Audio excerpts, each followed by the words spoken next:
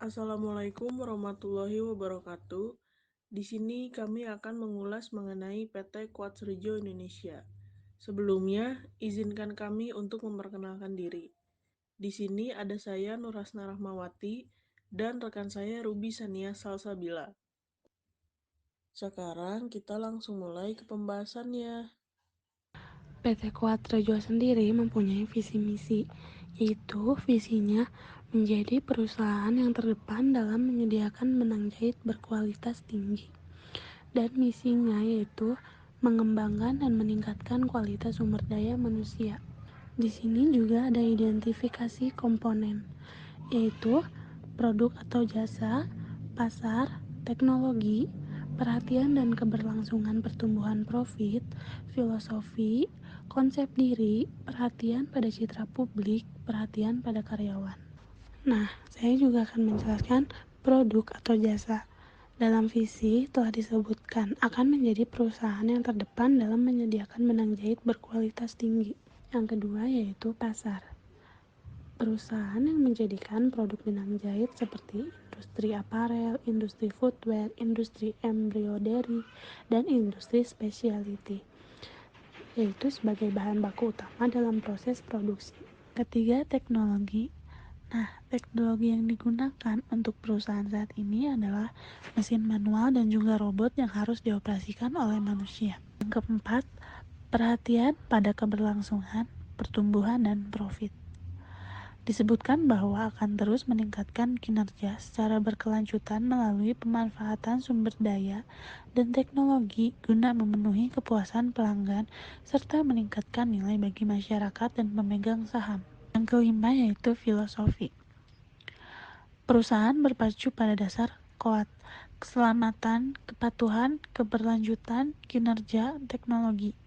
Yang berarti perusahaan berharap menjadi perusahaan yang selalu berdasarkan pada dasar perusahaan tersebut. 6. Konsep diri, yaitu keunggulan dibanding pesaing. Terlihat bahwa perusahaan menjadikan barang scrap menjadi tolak ukur agar produksi dengan kualitas dan kuantitas terbaik yang dapat diperoleh oleh perusahaan. Yang ketujuh yaitu perhatian pada citra publik. Perusahaan dengan sebaik mungkin akan memberi kesan pada publik, baik pada produk maupun kesejahteraan para pegawainya. Selanjutnya, perhatian pada karyawan. Karyawan didukung penuh oleh perusahaan agar kesejahteraan terjamin dan dapat melakukan peningkatan kompetensi karyawan. Sumber tersebut Lukman Gunawan selaku operator produksi. Nah, ada pula faktor staple yang terdiri dari sosial demografik, teknologi, penemuan dan pengembangan teknologi baru ataupun peluang, ekonomi, environmental, politik, etikal, dan legal. Sosial demografik, tingkat pendidikan atau peluang. Apakah tingkat pendidikan para pekerja akan menjamin keberhasilan dalam produksi? Tidak selalu menjamin, karena keberhasilan produksi dilihat dari seberapa handal para karyawan itu. Tapi tidak menutup kemungkinan banyak karyawan di sini yang melanjutkan ke perguruan tinggi. Jadi pendidikan tidak menjamin akan keberhasilan produksi. Teknologi. Saat ini beberapa teknologi sedang dikembangkan lagi agar nge-scrap produksi dapat berkurang. Karena dengan target produksi 95% setiap bulan sering tercapai, maka untuk memaksimalkan sedang ada pembaruan teknologi di semua bagian. Ekonomi sangat menghambat karena daya beli perusahaan pun sangat menurun. Itu berakibat fatal terhadap perusahaan.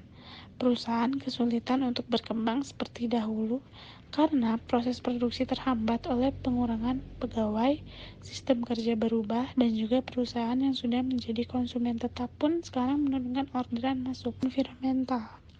Apakah lingkungan mendukung berdirinya perusahaan? Lingkungan sangat tentu mendukung, karena perusahaan pun membuka lapangan pekerjaan pada saat itu bagi warga sekitar dan memberikan peluang bagi keluarga karyawan untuk melanjutkan sisa kontrak ataupun tempat kosong karyawan. Selanjutnya, politik. Apakah ada dukungan dari pemerintah agar perusahaan ini tetap berdiri? melihat bahwa ini merupakan penyebab yang dapat menyebabkan kerugian bagi bisnis.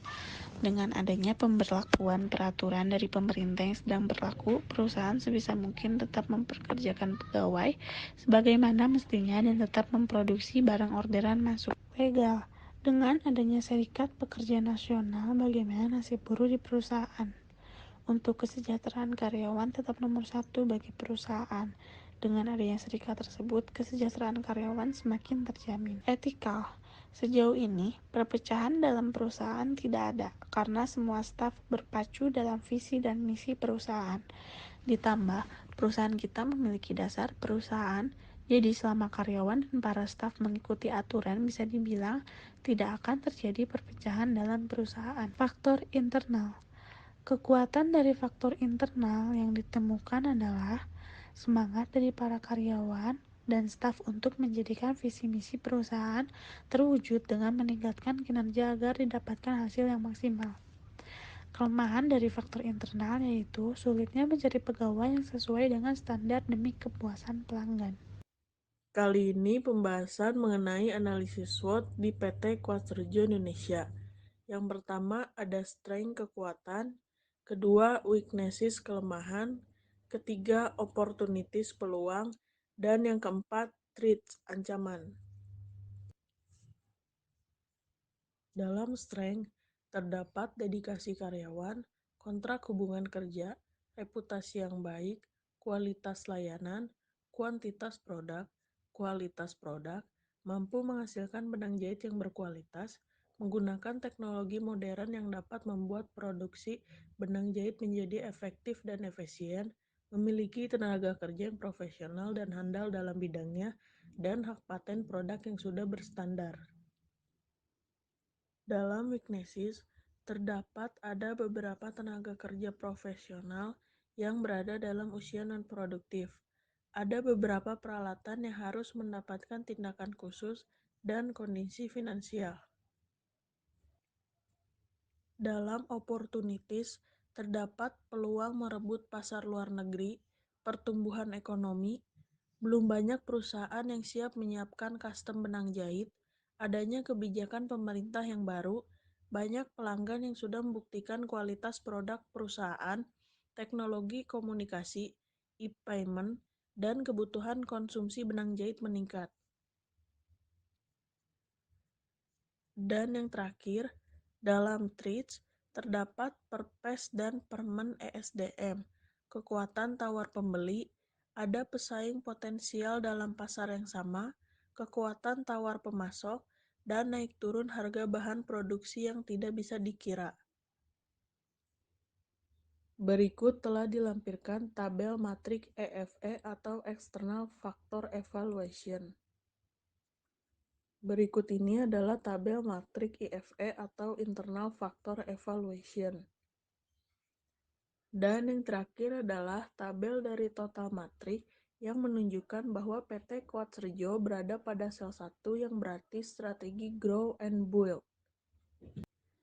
Sekian yang dapat kami sampaikan. Terima kasih untuk waktunya dan sampai bertemu di lain kesempatan. Wassalamualaikum warahmatullahi wabarakatuh. Assalamualaikum warahmatullahi wabarakatuh.